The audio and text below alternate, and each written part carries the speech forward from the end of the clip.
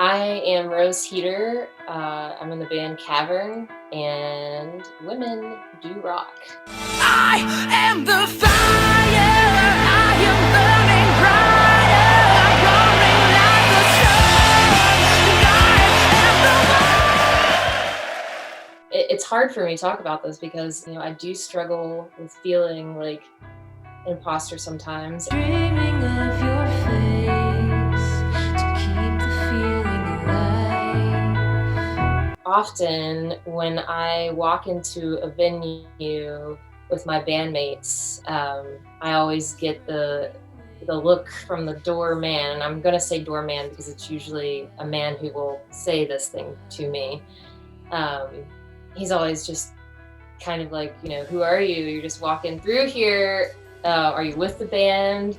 So it's always that like assumption that either I am one of their girlfriends, or I'm just like a roadie, or I'm the merch girl, or I'm just with the band. And so it's always that like conversation, not even a conversation, but just I have to say, no, I'm in the band.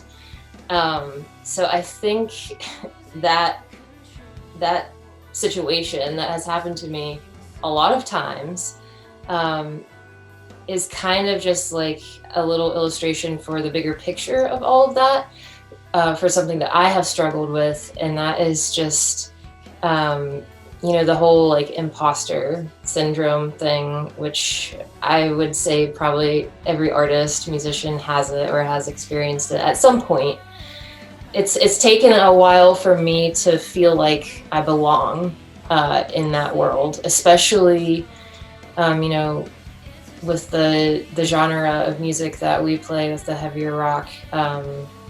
There really aren't a whole lot of women who we come across in bands. I mean, there definitely are some, but I can remember playing a show in Toronto actually, and they took a picture of everybody after the show, like all the bands, and I was the only woman in that picture, with the exception of the sound engineer, which I was like, yeah, it's just trying to get over the whole story that I tell myself, and that other people have like indirectly told me with their actions or words that I don't belong in that scene. And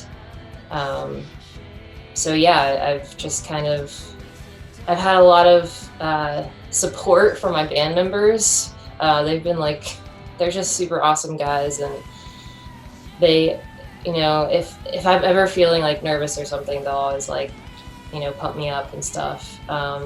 So I'm super lucky to have them, but like that's the way everybody should be.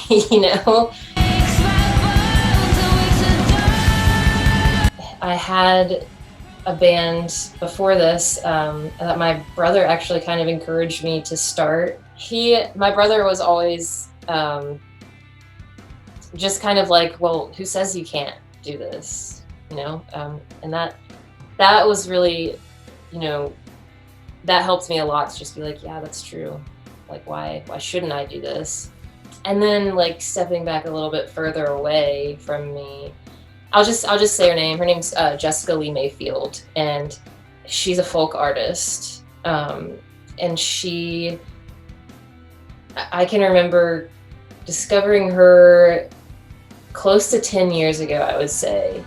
And at that point, I was just kind of learning guitar, and it was just like me and my guitar all the time, just like playing songs. And so I would like play a lot of her songs and sing her songs, and just seeing like how successful she was with just like staying so simple and true to herself was super inspiring to me. And then just growing up, I have like several really strong female artists that just kind of like stick in my head.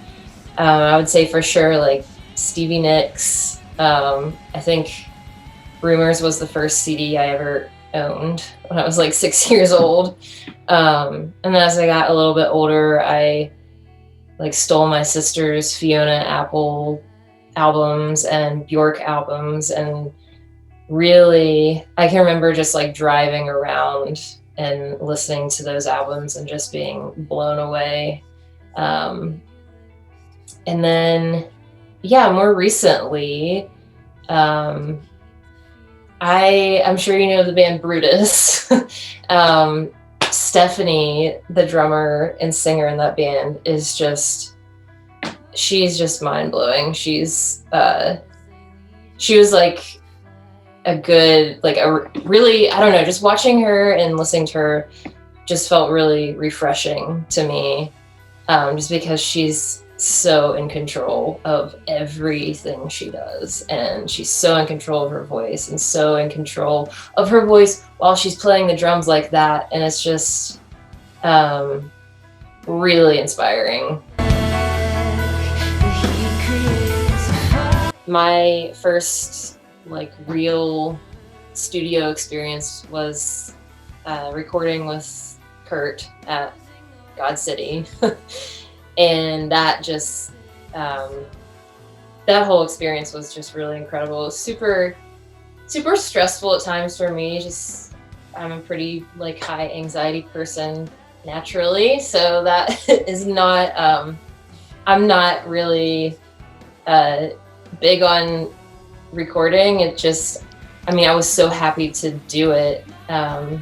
It was something that just felt kind of unreal to me.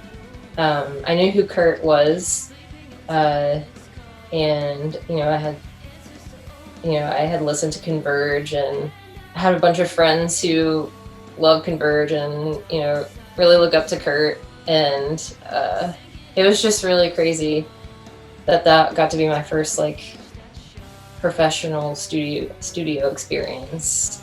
So I went into that super anxious and just again feeling that kind of like imposter syndrome, like, can I really pull this off? Like, I don't know, I've never done this before, with the exception of just like a handful of recordings in home studios, that sort of thing.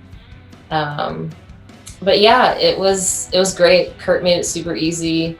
He was really kind and accommodating, and Steven and Zach were, constantly pumping me up too, and it was just a really fun experience, and I felt really accomplished after that, and just proud of what we created there. Honestly, every time I complete the vocals for a song is just like a little victory for me. Don't settle for being in a situation where you are not having your voice heard, because everybody makes mistakes. So you want to make sure that you keep yourself in situations and around people that make you feel comfortable enough to confront them when mistakes are made, and who are willing to have those conversations with you and to actually listen and then to actually make changes. Yeah, keep searching, keep reaching. And I am just, and also keep supporting other women too. And not just white cis women. Make sure that, if you're practicing feminism, that the feminism you practice is intersectional, and you're including Black women, women of color, trans women, queer women. Just be open and just be hungry, I suppose. And I think the answers will come to you if you find the right people.